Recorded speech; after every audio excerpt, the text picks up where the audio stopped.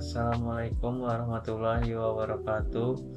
Perkenalkan, nama saya Ardi Maulana, NIM 231091700170, Prodi Sistem Informasi Universitas Pamulang. Di sini saya akan menjelaskan tugas akhir mata kuliah pemrograman web 2, yaitu tentang pembuatan website. Di project tugas akhir kali ini saya membuat website tentang bursa kerja khusus yang ada di SMKN 1 Kota Serang. Jadi di website ini terdapat 3 role yang berbeda. Yang pertama itu role pengguna biasa, yang kedua itu ada role manajemen, dan yang ketiga itu ada role admin. Kita mulai dari role pertama, yaitu role pengguna biasa. Role pengguna biasa itu tidak memerlukan autentikasi seperti login atau register. Jadi role pengguna biasa hanya mengakses website DKV lalu langsung redirect ke halaman home yang berisi tentang profil dari DKV di SMKN 1 Kota Serang, dan terdapat juga visi misi, prospek kerja, jurusan DKV, dan juga ada profil guru, serta di sini ada testimoni alumni.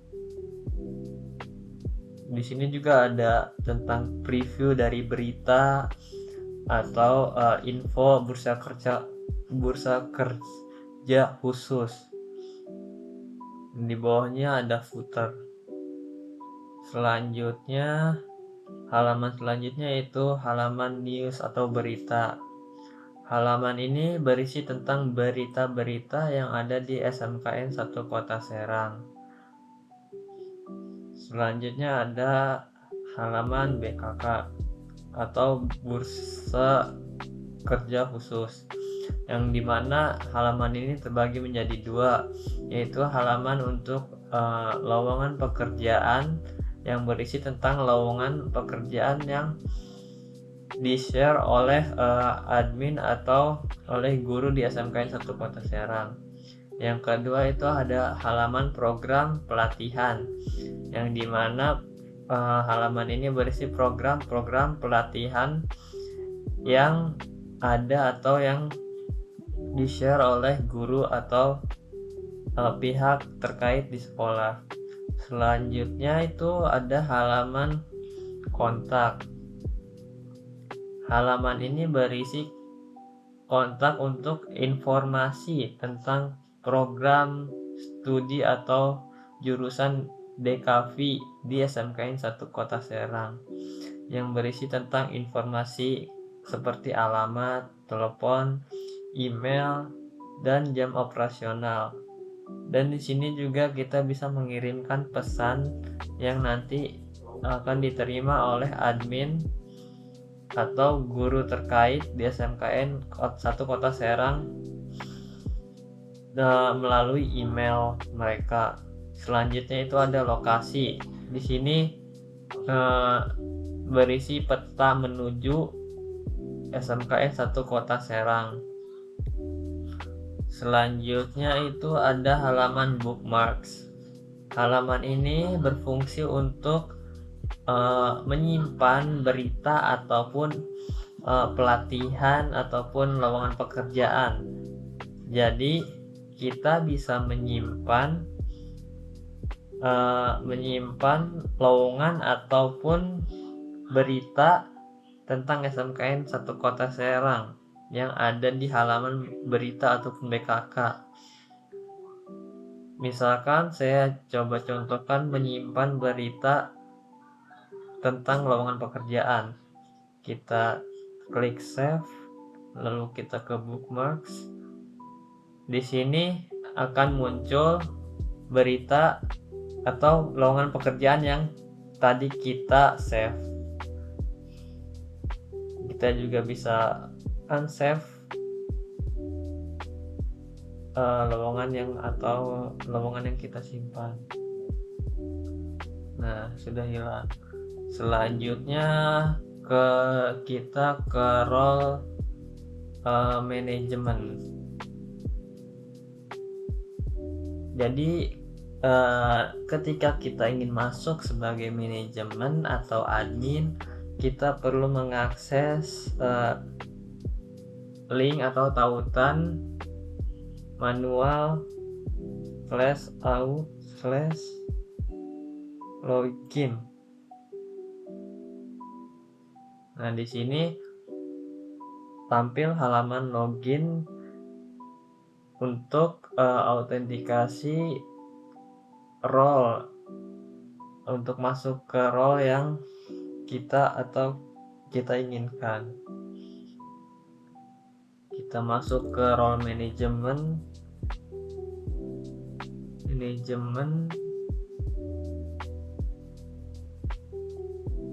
@gmail.com.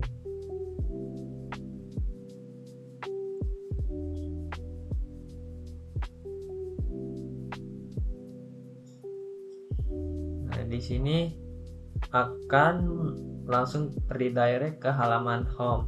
Perbedaannya dengan user biasa yaitu di header terdapat halaman create dan profile. Halaman ini berfungsi untuk membuat konten,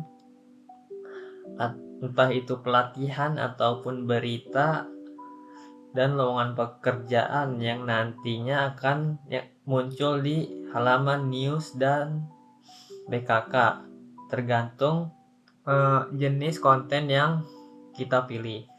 Saya contohkan, misalkan kita buat berita tentang lowongan pekerjaan. Kita tulis lowongan pekerjaan.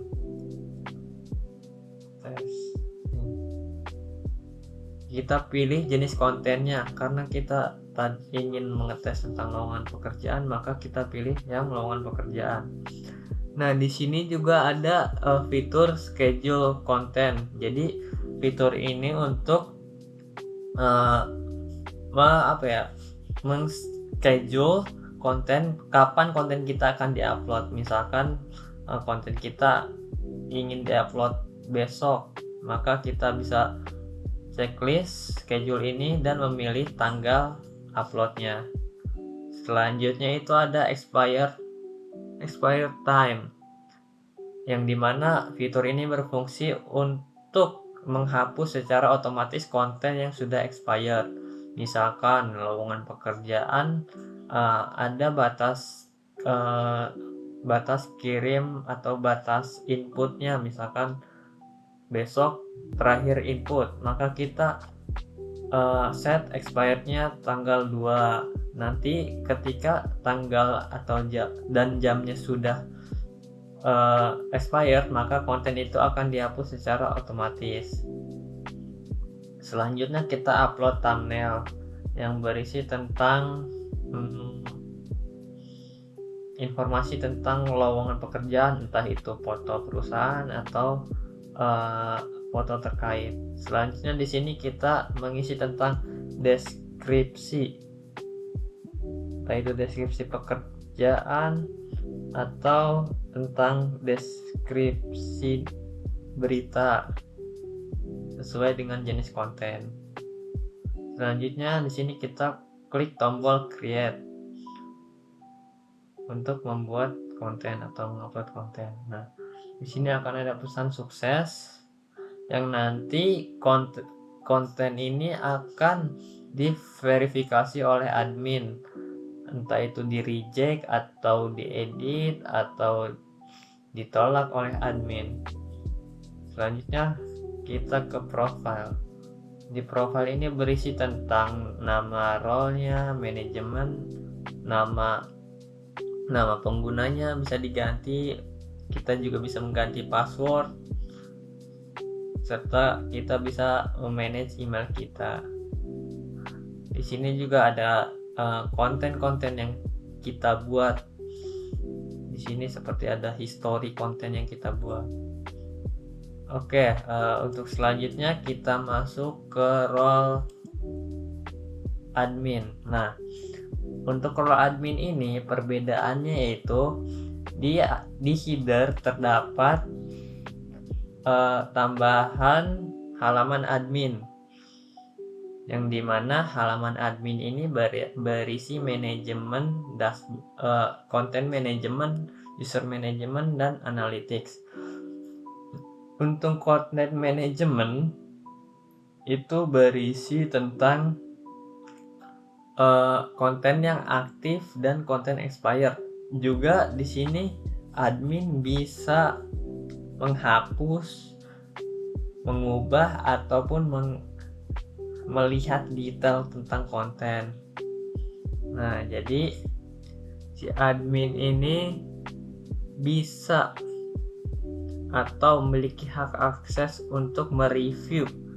Seperti tadi kita mengupload lowongan pekerjaan, maka di sini admin memiliki hak untuk mengapprove, reject, ataupun mendelete konten yang diupload. Misalkan di sini kita approve kontennya. Nah, maka konten ini akan muncul di halaman yang sesuai dengan create tadi. Misalkan nih lowongan pekerjaan, maka di sini akan muncul tentang di halaman lowongan pekerjaan atau di halaman BKK. Selanjutnya user management. Nah, di user management ini kita bisa membuat, menghapus, dan mengedit user. Misalkan kita mau menambahkan admin baru, bisa mau menambahkan manajemen baru, atau bisa menghapus atau menambahkan manajemen baru juga. Nah, selanjutnya ini fitur terakhir yaitu analytics. Fitur ini berfungsi untuk menganalisis seberapa menarik konten yang kita buat ataupun pekerjaan yang kita buat, pekerjaan atau pelatihan yang diminati oleh banyak siswa alumni di SMKN 1 Kota Serang. Nah, fitur ini berfungsi untuk itu, dan fitur ini juga bisa di-download, yang outputnya nanti berisi Excel. Nah, misalkan kita download, taruh di download, slide. Nah, laporan ini nanti bisa di-download dan bisa di-download dalam format Excel. Kita juga bisa memfilter, misalkan kita mau melihat laporan dari tanggal berapa sampai tanggal berapa. Di sini juga untuk chartnya ini chartnya real time. Jadi kalau misalkan ada yang ngeklik, entah itu tentang berita ataupun info pelatihan ataupun lowongan pekerjaan, jadi ini otomatis akan terupdate. Oke, untuk presentasi tugas akhir saya mungkin hanya itu saja. Kurang lebihnya mohon maaf. Wassalamualaikum warahmatullahi wabarakatuh.